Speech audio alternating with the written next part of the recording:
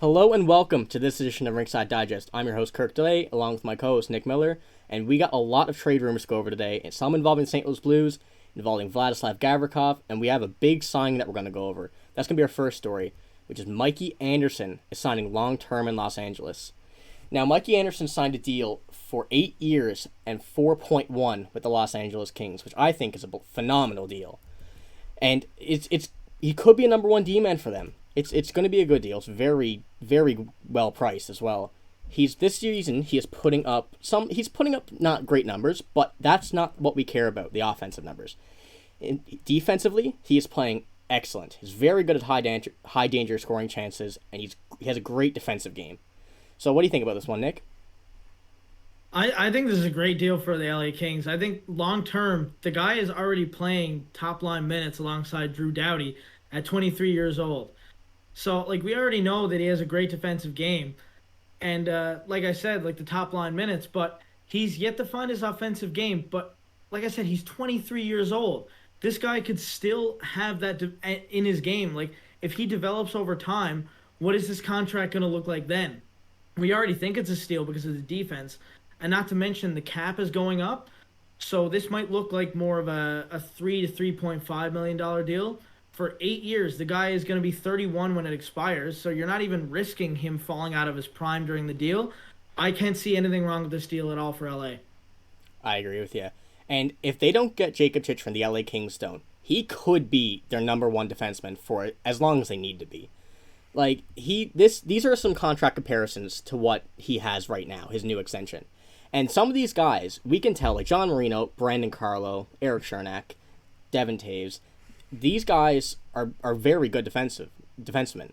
Like, we can see, if we see this production, like some of those names from Mikey Anderson, it will be a fantastic deal.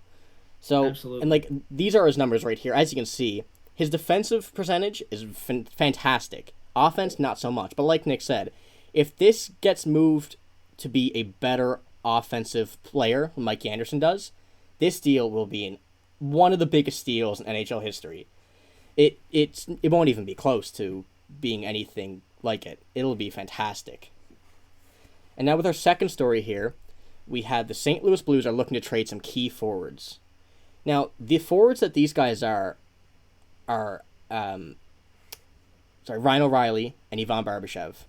Now, we have some idea of what a return could be for Barbashev, but not so much O'Reilly. So I'll just pull up a tweet here from Kevin Weeks, which is saying the Barbashev drawing plenty of interest from multiple clubs.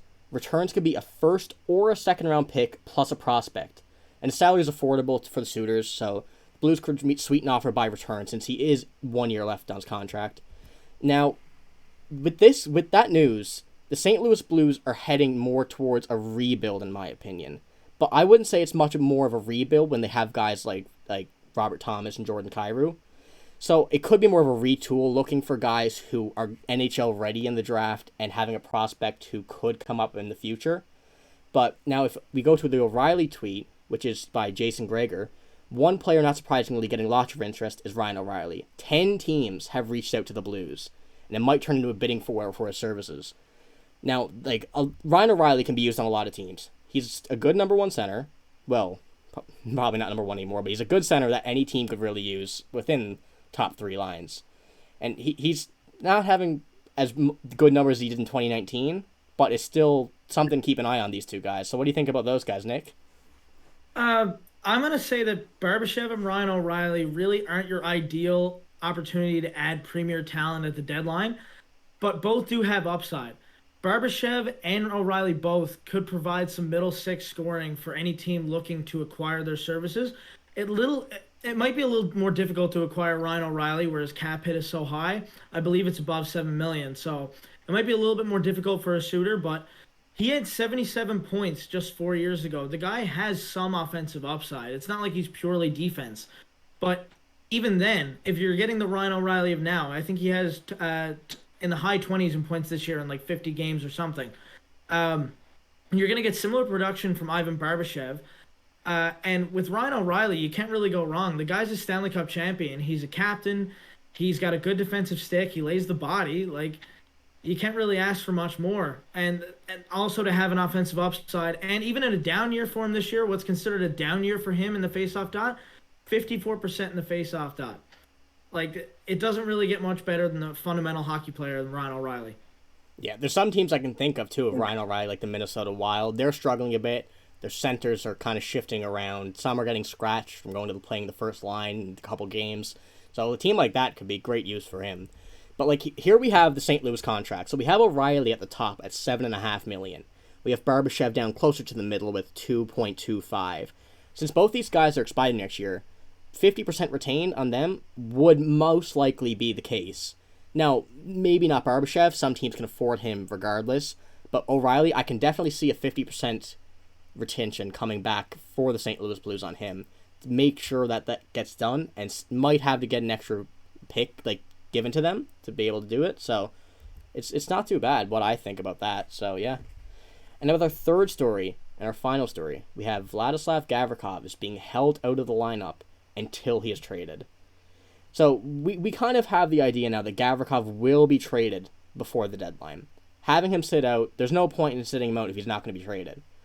So it's gonna happen eventually. There is no news yet on where he's gonna be. There's some things working out. So here's the tweet from Kevin Weeks. It says, "I've been told nothing is imminent, but Blue Jackets defenseman Vladislav Gavrikov, though clearly Columbus are hard at work to potential suitor for the trade, they're holding him out of the lineup for asset protection." So what I think that could happen with Gavrikov is he could go to a team that is looking for a mid to lower tier left defenseman.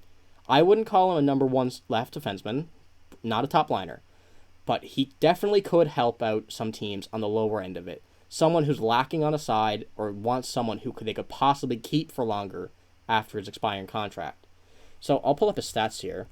He, right this season, has 10 points, but now we can see this time on ice as well, 22 minutes, 20 seconds. That is like close to top pairing defenseman ice time. And, like, he's -8 now.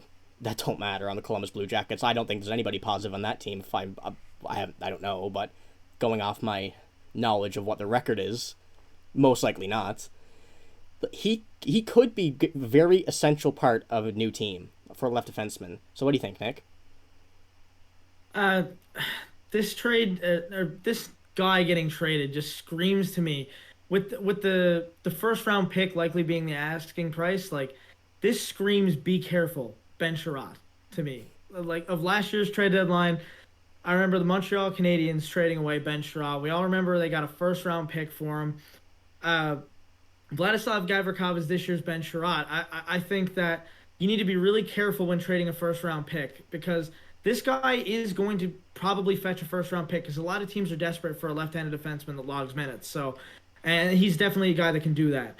I think he's a lot of teams' backup plan if Chikrin doesn't work out or whatever. But I just, like I said, just be careful, because look at Florida right now. They traded the first round pick that they have for next season, not knowing that they were going to be in the situation that they are.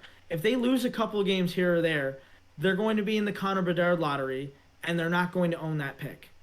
That is a huge problem, and it looks really bad on Florida's management. That's why if you're going to trade a first-round pick, if you've got your first-round pick from this year, trade this year's first-round pick if you know you're getting into the playoffs. That's you really need to be smart about this. That's all I can stress for Vladislav Gavrikov. Yeah, for sure. And I'm sure teams are aware that that is the case with Florida. And they're definitely being cautious knowing, well, this year is probably an exception with how good the draft class is. But still, we don't really know going into the next few years of the draft. Like, we have an idea of some of the top players, but we don't know, like, the middle tier and top tier. So it's definitely something to keep an eye on if you're a team trading a future first round or a second round pick for the matter of fact. So you gotta watch what you're doing with those. And that's everything for this video, guys. We're gonna have more news. It's starting to heat up, all the trade deadline stuff. So make sure to subscribe, because we're gonna have a lot more stuff coming to you. And I hope you like this video. Thank you for watching.